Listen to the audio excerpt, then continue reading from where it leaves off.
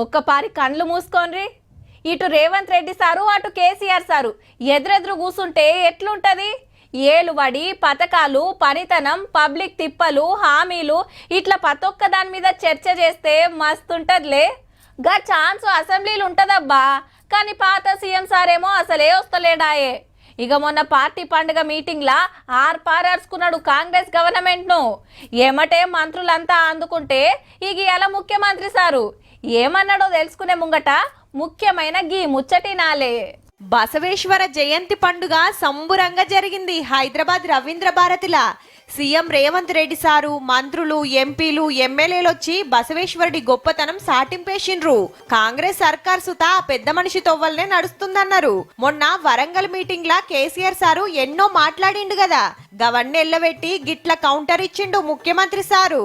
తెలంగాణకు villain number 1 Congress party. Telangana ఇచ్చినందుకు villain అయిందా అంటే గింటే ప్రజలనాలే కాంగ్రెస్ నేమన్నా అయ్యా మీరు తెలంగాణ ఇస్తే ఇగో ఆయన గట్ట తయారయ్యిండు గిట్లాట అచ్చోసిన ఆంబోతులు మా మీద ఎందుకు వదిన అని ప్రజలేమన్నా ఆవేదన వెలిపుచ్చారంటే అర్థం ఉంది. కానీ ఒక ఉచిత బస్ అని పెడితే అది జుట్లు పట్టుకొని కొట్టుకుంటానికి మనకత్తాను తప్ప, అమ్మగారి ఇంటికి వెళ్ళినా అమ్మవారిని దర్శించుకోవాలన్నా అనా పైసా ఖర్చు లేకుండా ఇయ్యాల మా ఆడబిడ్డలు 5,000 కోట్ల రూపాయలు 15 నెలల కార్పొరేషన్ మేము చెల్లించినాం. కేసీఆర్ నువ్వు రా అసెంబ్లీకి, పిల్లలు అడిగితేనే మీరు జవాబు చెప్తలేరు. పిల్లల్ని పంపించడానికైతే మీరెందుకు ప్రతిపక్ష నాయకుడిగా ఉండాలి, మీరెందుకు పార్టీ అధ్యక్షుడిగా ఉండాలి? అధికారం ఉంటేనే ఆదాయం వస్తేనే మీరు పనిచేస్తారా? సంక్షేమంలో ఫెయిల్, మంచినీళ్ళలో ఫెయిల్, కరెంటు సరఫరాలో ఫెయిల్, రైతు బంధులో fail. Rythu Bandhu ఆగిపోయిందా, Shaadi Mubarak ఆగిపోయిందా, Kalyana Lakshmi ఆగిపోయిందా, fee reimbursement ఆగిపోయిందా, Aarogyasri ఆగిపోయిందా, ఉచిత కరెంట్ ఆగిపోయిందా? నా మనసు బాధ అవుతుంది, నా మనసు కాలుతుంది. నా కళ్ళ ముందటనే తెలంగాణ ఇట్లా కావడం నాకు దుఃఖం కలిగిస్తా ఉంది. ఆగమైందంటుంది. ఏం ఆగమైంది? నీ కుటుంబం ఆగమైందేమో.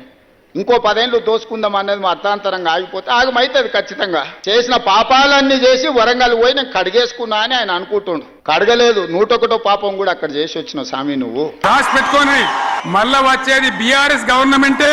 ఫామ్ హౌస్ లో ఉన్న పెద్ద ఆయన చెప్తున్న 10 సంవత్సరాలు మేమే పరిపాలన చేస్తాం.